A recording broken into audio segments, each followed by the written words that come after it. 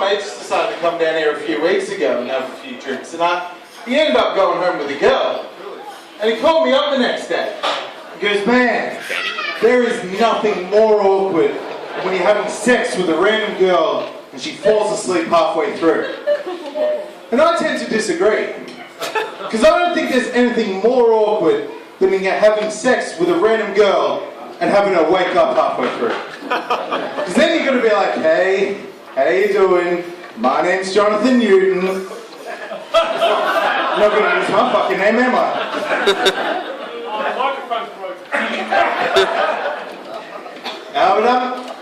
So I was going for a walk through the park the other day with my little 4-year-old cousin. Now we were walking through, and all of a sudden we saw this guy who had a burlap sack just full of kittens who was throwing it into the river. My little 4-year-old cousin saw that and he started bawling his eyes out, which surprisingly is appropriate for a kid that age, as his mother told me. So now I kind of feel like a dick for slapping him.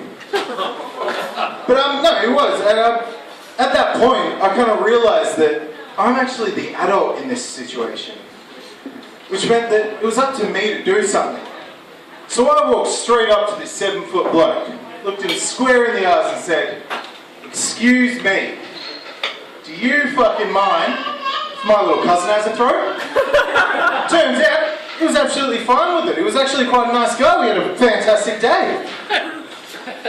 But my mum actually moved back to England earlier this year. Because, let's face it, I've only been up here for a minute or two and most of you are looking at booking your tickets already. But no, she decided to move back to England. I thought that was absolutely awesome for her, you know, I thought that was really great. And then I realised she knew how to use Skype. So that kind of backfired. And I seriously think that I have talked to her more now than I had when she was living in the exact same country as me. But when she was here, you know, me and my mum never really saw eye to eye.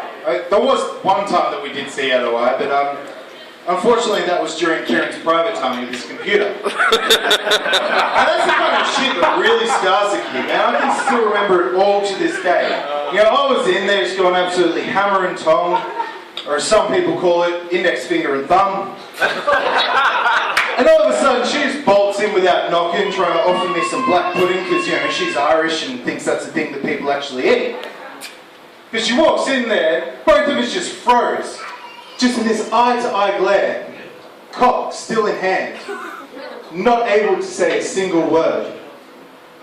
And I mean, that's really, really bad for a kid. Like, that shit put me off masturbating for hours.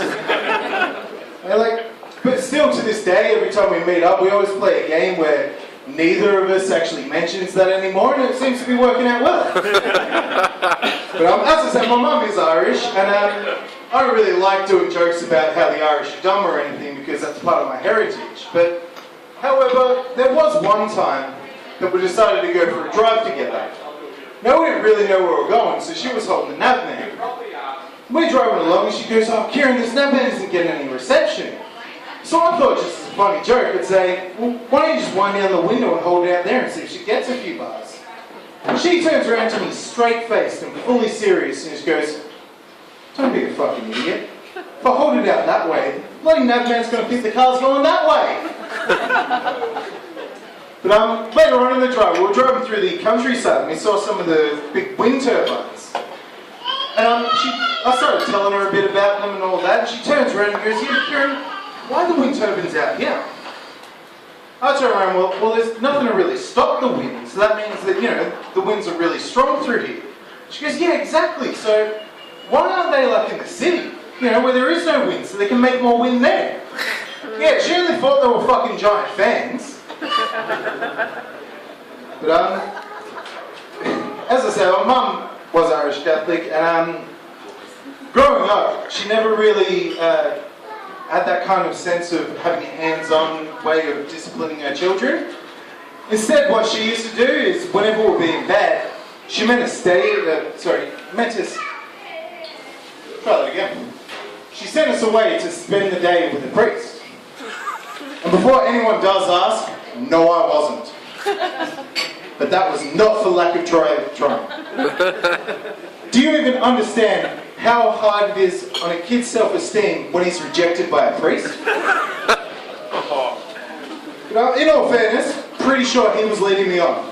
I mean, I had to go see him every single Sunday in a dingy old building made of bricks, filled with nothing but candles and wine while he wore a dress. Just unfortunately, he kept having to leave early to go to church.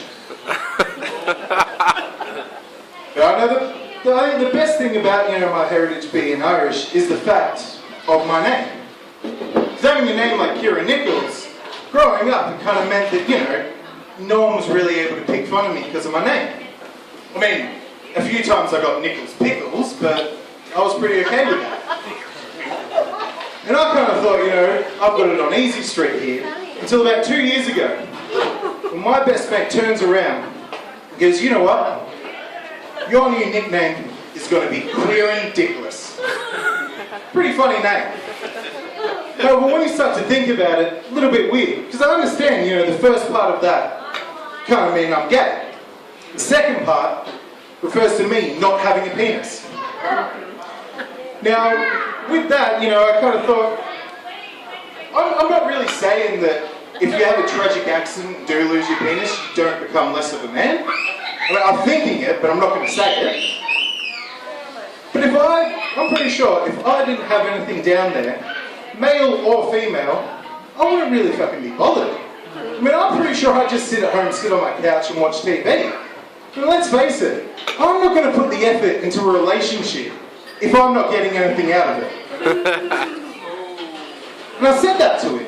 And he turned around to me and said, you know what, Kieran, good point. From now on, your name's going to be Kieran Nichols. Kind of wish I shut my mouth. Now, ladies and gentlemen, I should have enough time for another joke. Pretty sure I've actually practiced this a few times in front of the mirror, so it would be a little silly if I didn't have enough time for another joke. But I thought what I'd do now is, there's been a few comedians that have come out and seen me time after time, and I don't really like redoing jokes. So I figured, what I'll do is I'll make a brand new joke just for tonight, just for the people that have come seen me before. However, if this is your first time seeing me, you are allowed to enjoy it as well. You just can't enjoy it as much. So I went over to my dad's place the other day, and he turns around and goes, Kieran, I want to give you a little bit of dating advice. Which is a little bit weird, because I've been dating the same girl for almost 4 years now. She's actually even here tonight. I'm not going to point her out, because I think it's probably funnier if everybody looks around and tries to figure out who she is. I'll give you a hint. She'll be the one not laughing at this joke. But he turns around and goes, I want to give you a little bit of dating advice. You should always treat your girlfriend like you treat your boat. I told you it was new.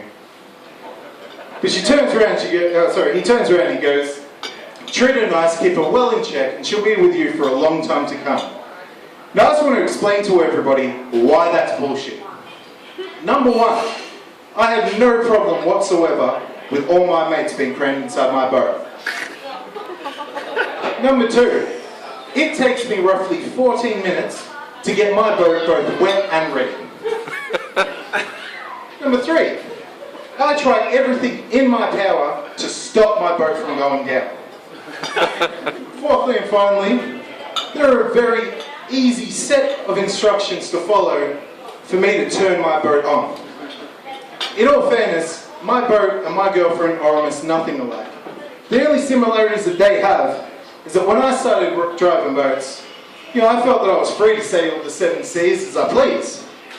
Now I feel like I'm being sucked down by the fucking Titanic. Anyway, ladies and gentlemen, have an absolutely great night.